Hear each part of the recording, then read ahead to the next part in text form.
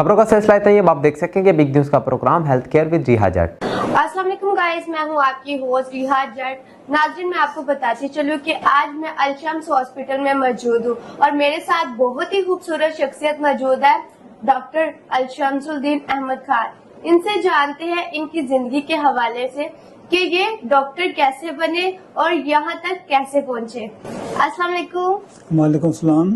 क्या हाल है आपका? जी अल्लाह का शुक्र है, वो आप सुनाएं।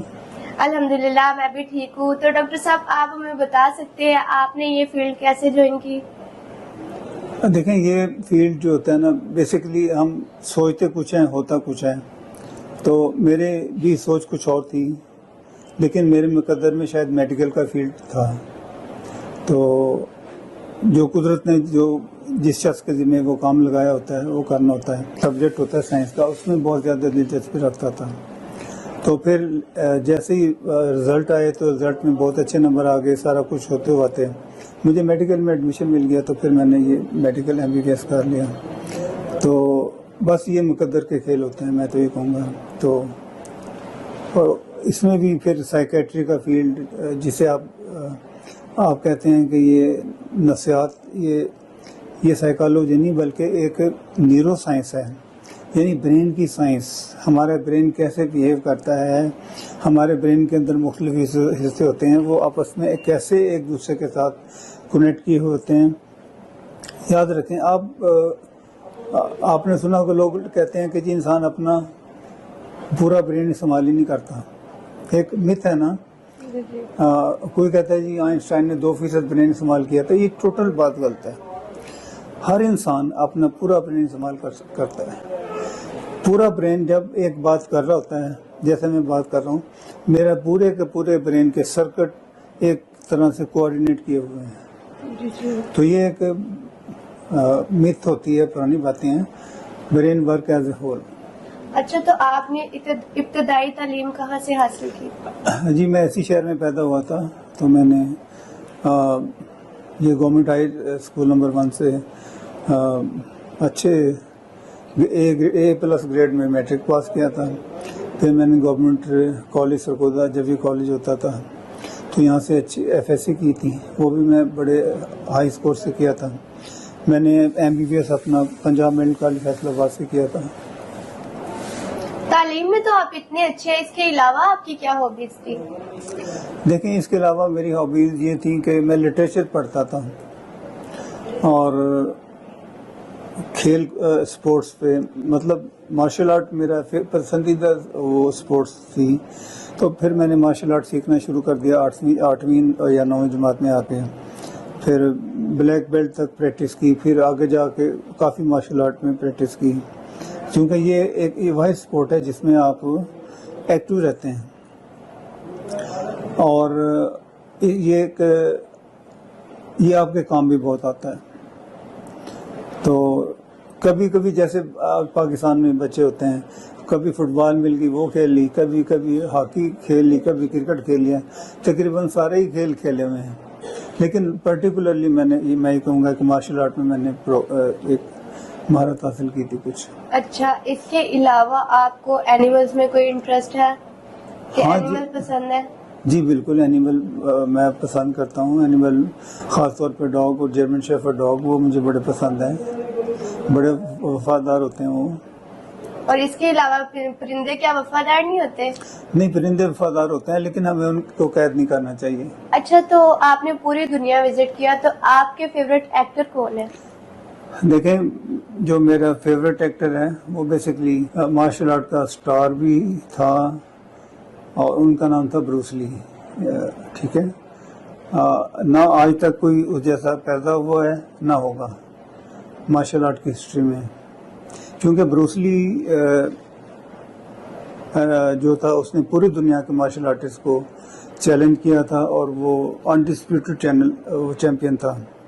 फिर उसने मार्शल आर्ट की सिर्फ 2.5 फिल्में बनाई हैं, 2.25 या 2.5 फिल्में। और वो जिसमें एंटर द ड्रैगन फिल्म है, जो अभी तक दुनिया की सबसे बड़ी मार्शल आर्ट की फिल्म कहलाई जाती है।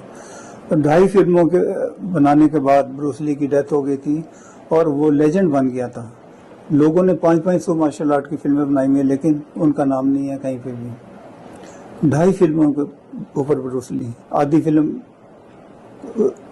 के दौरान वो बहुत मर चुका था, आधी किसी और ने की। 2.5 फिल्में बनाने के बाद वो लेजेंड है। इस अभी भी आप भी कभी भी जाएं, नंबर 1 मार्शल आर्टिस्ट आपको मिलेगा ब्रूस ली। नंबर 2 से शुरू होता है, जो नंबर 1 है वो कब्र में पड़ा है। नंबर 2 से शुरू होता है, 2, 3, 4, 5, 6, ये है उनका। अच्छा, तो आपका फेवरेट सब्जेक्ट कौन सा है? मैंने बताया था ना, अब तो फिजिक्स था मेरा, लेकिन अब न्यूरो साइंस में आ गया हूँ मैं। न्यूरो साइंस में मैंने डॉक्टरेट की हुई है। कभी मैं फिजिक्स को बड़ा पसंद करता था। अच्छा, कैसे फिजिक्स से मेडिकल में आगे, दोनों एक दूसरे से ऑपोजिट है नहीं, कैसे? देखिए वो तो बेसिक क्लासेस थी ना मेरी, तो उस वक्त फिजिक्स एक ड्राई सब्जेक्ट था और लोग इसे घबराते बहुत थे, लेकिन मुझे बड़ी जल्दी इसकी समझ आ जाती थी। फिर मेडिकल में आके टोटली मेडिकल में कन्वर्ट हो गया हूँ तो। और इसके अलावा आप तो सरगोदा में, अब आपका अपना हॉस्पिटल है, आप सरगोदा की आवाम की खिदमत कर रहे हैं बहुत अच्छी तरीके से। और इसके अलावा क्या आप पाकिस्तान से बाहर भी गए हुए हैं? जी, मैंने 5 बर-ए-आज़म में जा चुका हूँ और तकरीबन पूरी दुनिया देख चुका हूँ। सबसे अच्छी कौन सी कंट्री लगी है आपको? आपने इतनी दुनिया विजिट की है तो मुझे ऐसी कोई बात हो जो आपको याद हो कि बस ये बात ना आज तक दिल में बैठी हो कि बहुत ही अच्छी थी? देखें, ये रशिया जो रूस है ना, ये बड़ा खूबसूरत है और ये मुझे बड़ा पसंद आया है। यहाँ के लोग भी बहुत अच्छे हैं, ठीक है। बाकी इंग्लैंड, लंदन वगैरह ये सारे ऐसे शहर हैं जो कि बड़े पॉपुलेटेड हैं। मेरी फैमिली भी उधर यूके होती है, बच्चे भी उधर हैं, लेकिन बस सो है। लेकिन जो रशिया है और ऑस्ट्रेलिया दूसरे नंबर पे है, क्योंकि ऑस्ट्रेलिया में आप पॉपुलेशन आबादी नहीं देखेंगे। आप चले जा रहे हैं, आप रास्ते में कोई भी ऐसी चीज़ नहीं होगी कि जो आपको बाईपास करे। बड़ी लो पॉपुलेशन है, बड़ा अच्छा, हमारी तरह 4 मौसम होते हैं। तो दुनिया तो सारी अच्छी है। इंसान खुद अच्छा हो तो दुनिया अच्छी लगती है। देखिए, अगर खुद ही अच्छा ना हो, उसका मूड खराब हो, तो उसको तो चीज़ बुरी लगेगी। नहीं, ऐसे बहुत से मैंने लोग देखे हैं कि जो कामयाब हो जाते हैं तो बाहर ही सेटल हो जाते हैं। तो आपने ऐसा क्या सोचा? आपके दिमाग में क्या ऐसा है कि आपने सोचा कि पाकिस्तान जाकर ही मैंने कुछ करना है?